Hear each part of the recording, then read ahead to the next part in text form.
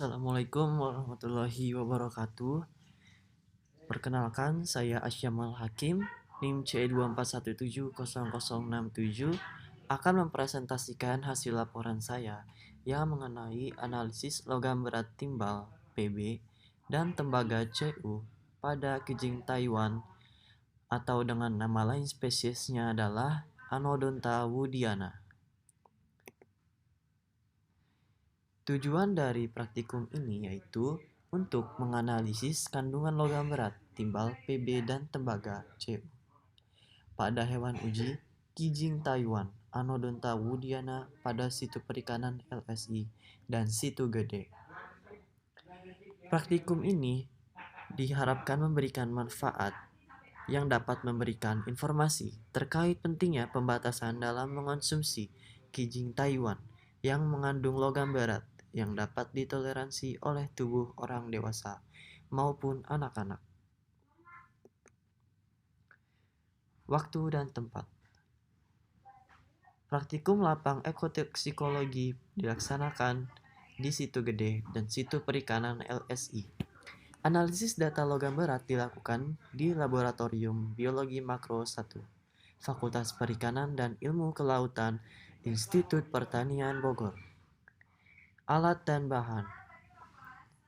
Alat yang digunakan dalam praktikum lapang ini yaitu berupa ember sebagai wadah pengumpulan sampel, alat bedah untuk membedah sampel kijing Taiwan, kamera untuk mendokumentasi, label untuk memberi tanda spesimen, spidol permanen, alat tulis, trace bag, penggaris untuk mengukur panjang, sarung tangan, Ekman grab untuk mengambil sampel sedimen, jala untuk mengambil sampel kijing Taiwan, termometer untuk mengukur suhu, pH meter untuk mengukur pH, DO meter untuk mengukur oksigen terlarut, timbangan digital untuk menimbang sampel, styrofoam dan jarum, buku identifikasi ikan, dan perahu karet beserta dengan life jacket.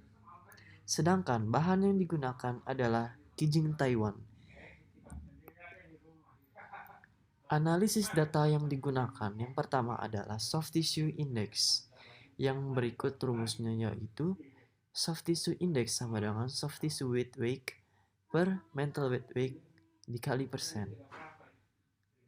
Yang kedua, BCI atau Body Condition Index. Body Condition Index dikalkulasi menggunakan rumus yang berdasarkan dalam Lelo 1976, yaitu BCI sama dengan total weight sama per total length dikali persen. Mid yield. Menurut Celik et al. 2012, mid yield diestimasi menggunakan rumus sebagai berikut. MY sama dengan mid weight per total length kali persen. Yang keempat, maximum weekly intake. Menurut Dewi et al. 2017, batas maksimum konsentrasi dari bahan terkonsentrasi logam berat yang boleh dikonsumsi per minggu atau maximum weekly intake menggunakan ambang batas yang diterbitkan oleh WHO dan JECFA. Perhitungan ini menggunakan rumus MWI sama dengan berat badan dikali PTWI dengan keterangan berat badan untuk asumsi berat badan rata-rata 50 kg untuk orang dewasa dan 15 kg untuk anak-anak. Yang kelima, MTI atau Maximum Tolerable Intake. Kemudian, MTI dapat dihitung berat maksimal dalam mengkonsumsi biota setiap minggunya. Untuk mengetahui batasan berat tersebut, maka nilai MTI dihitung dengan rumus menurut Barik et al. 2014, yaitu MTI sama dengan MWI dibagi CT. Dengan keterangan, MWI adalah Maximum Weekly Intake dan CT adalah konsentrasi logam berat yang di dalam jaringan lunak kerang dalam satuan gram per kilogram. Selanjutnya, hasil dan pembahasan.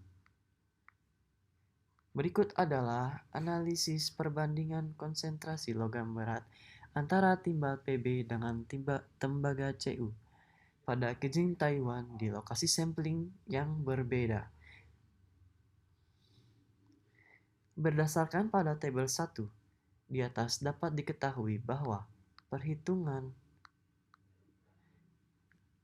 hasil perhitungan data logam timbal PB dan tembaga CU secara statistik menunjukkan konsentrasi logam timbal PB pada Kejing Taiwan di situ gede lebih tinggi dibandingkan konsentrasi logam di situ LSI dengan nilai sebesar 1,6087 mg per kilogram. Sedangkan konsentrasi logam tembaga CU pada Kejing Taiwan Ano dan Tawudiana di situ LSI lebih tinggi dibandingkan konsentrasi logam berat tembaga di situ gede dengan nilai sebesar 4,1907. Konsentrasi logam berat timbal secara statistik menunjukkan hasil konsentrasi logam berat pada Kejing Taiwan di situ gede lebih tinggi dibandingkan di situ LSI.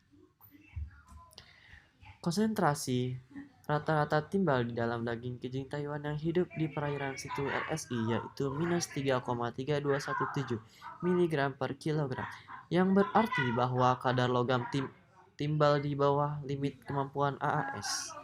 Dalam menganalisis kandungan logam berat timbal pada situ LSI, nilai konsentrasi menjadi minus dimungkinkan karena logam berat PB tersebut masih dalam kondisi alaminya atau rendahnya kontaminasi logam PB pada perairan tersebut. Sebaliknya, dengan konsentrasi logam berat PB pada situ gede yang didapatkan sebesar 1,6087 mg per kilogram, yang berarti lebih tinggi dibandingkan konsentrasi di situ LSI, didapatkannya konsentrasi logam berat yang tinggi pada situ gede dapat dikarenakan tingginya aktivitas manusia yang ikut menyumbang pencemaran logam berat yang mengandung timbal.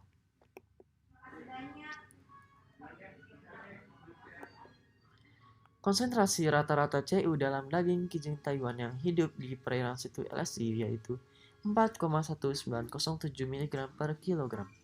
Konsentrasi logam berat pada perairan tersebut telah melebihi ambang batas atau baku mutu yang telah ditetapkan.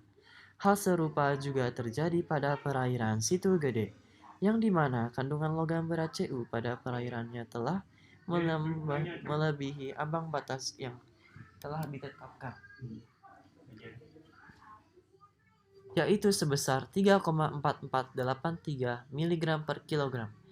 Organisme yang mengandung dan mengakumulasi bahan toksik logam berat tidak diperkenankan untuk dikonsumsi dalam jangka waktu panjang karena dapat menyebabkan kanker dan gangguan kesehatan lainnya. Berikut adalah hasil analisis perbandingan nilai MY atau milk yield, BCI atau Body Condition Index, dan STI atau Soft Tissue Index pada Kejing Taiwan pada lokasi sampling yang berbeda. Berdasarkan pada tabel 2 di atas, dapat diketahui bahwa hasil perhitungan pada indeks MY, BCI, dan STI pada masing-masing lokasi sampling tidak jauh berbeda. Nilai indeks MY mid yield pada situ gede lebih besar dibandingkan dengan situ LSI, yaitu dengan pengukuran MY sebesar 0,23%. Begitupun dengan nilai indeks BCI Body Condition Index pada situ gede lebih besar dengan nilai 0,1% lebih besar, yaitu sebesar 0,57%, dan nilai STI Soft Tissue Index pada situ gede pun lebih besar daripada situ LSI. Berdasarkan hasil perhitungan tersebut, pada ketiga indeks didominasi oleh perairan situ gede. Mid yield adalah satu alat ukur cepat mengenai kondisi ekofisiologis spesies bivalvia atau moluska lain yang dieksploitasi secara komersil. Berdasarkan hasil yang diperoleh bahwa nilai MY pada situ gede lebih tinggi dibandingkan situ LSI, yaitu dengan masing-masing nilai sebesar 0,23% dan 0,16%. Nilai MY pada situ LSI dan situ gede dapat diartikan dengan konsentrasi tertinggi pada Kejing dari kedua lokasi tersebut, yaitu sebesar 0,23% menandakan berat daging tersebutlah yang dapat dimanfaatkan dengan bersih. Nilai MY yang baik akan mengindikasikan cadangan nutrien yang baik dan memadai terkhusus senyawa glikogen dan protein dan berlangsungnya perkembangan organisme. Prihatini 2013. Body Condition Index adalah menggambarkan hubungan antara berat dan panjang individu. Body Condition Index merupakan indikasi keadaan fisiologis bivalvia yang berbanding lurus dengan jumlah energi yang disimpan. Oleh karena itu, nilai BCI sering digunakan untuk mengkategorikan kesehatan suatu organisme mengingat kondisi lingkungan setempat. Pestana et al. 2019. Berdasarkan hasil analisis didapatkan nilai BCI di situ gede dan di situ LSI, yaitu masing-masing sebesar 0,57% dan 0,56%. Hubungan antara BCI dengan logam berat timbal dan tembaga dalam daging ataupun cangkang menunjukkan bahwa tingkat pencemaran yang tertinggi terdapat di situ LSI. Nilai BCI juga dapat menunjukkan kemontokan dari organisme. Nilai maksimum dari BCI adalah 1 yang dikategorikan sangat montok. Kijing Taiwan yang berada di situ LSI ataupun di situ gede memiliki ukuran yang sama, yang artinya dapat tumbuh dengan baik pada kedua perairan tersebut. Kondisi tubuh organisme merujuk pada energi yang dimilikinya. Organisme yang kondisinya baik memiliki lebih banyak energi untuk berkembang dan bertumbuh daripada biota yang memiliki kondisi yang buruk. Menurut Newstorm 2019, soft tissue index adalah persentase dari berat jaringan lunak terhadap berat total Kijing. Berdasarkan hasil analisis yang diperoleh, nilai STI Kijing Taiwan pada perairan situ gede lebih tinggi dibandingkan situ LSI yang masing-masing bernilai sebesar 0,16% dan 0,14%. Soft tissue pada Kijing Taiwan mengandung logam berat timbal Pb dan tembaga Cu yang sedikit, yang dimana dimungkinkan karena Kijing Taiwan belum optimal saat proses ekstresi melalui feses atau urin. Azar et al. 2012. Berikut adalah hasil analisis maximum tolerable intake pada Kijing Taiwan Anodonta woodiana di lokasi sampling yang berbeda untuk orang dewasa.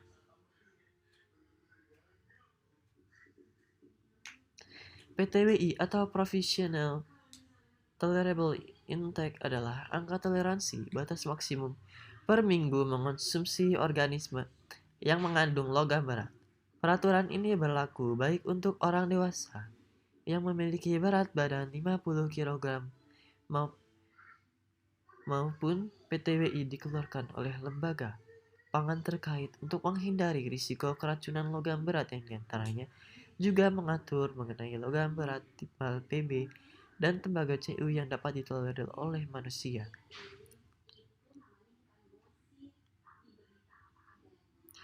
MTI atau Maximum Tolerable Intake adalah besaran nilai yang dapat ditolerir oleh manusia yang dikandung dalam organisme Kijing Taiwan, yaitu logam berat Pb dan Cu. Nilai MTI untuk Kijing Taiwan yang mengandung Pb hanya diperbolehkan untuk mengonsumsi Kijing Taiwan dengan nilai rata-rata 1,25 kg per minggu untuk orang dewasa yang memiliki berat badan rata-rata 50 kg.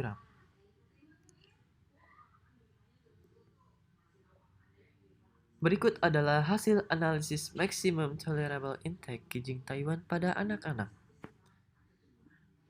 Berdasarkan pada tabel 4 di atas, dapat diketahui bahwa dalam 1 minggu, anak-anak yang diasumsikan dengan berat badan rata-rata 15 kg hanya dapat mengonsumsi Kijing Taiwan dari perairan situ perikanan LSI ataupun situ gede maksimum 0,0375 kg Kijing per minggu atau 0,375 kg Kijing per minggu.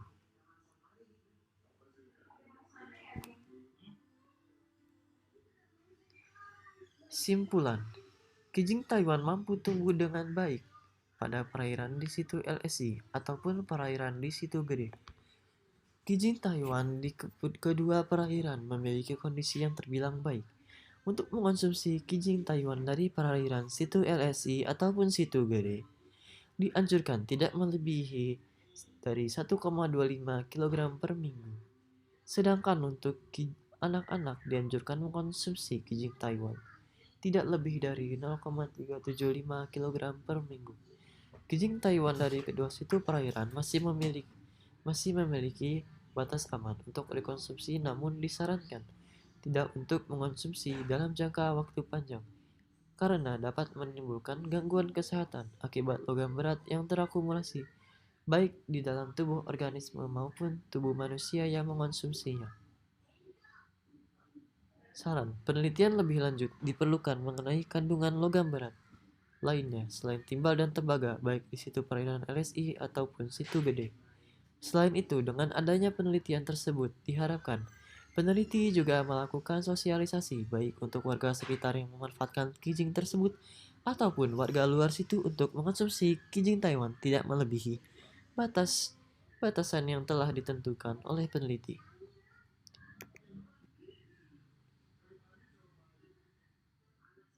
Sekian presentasi dari saya.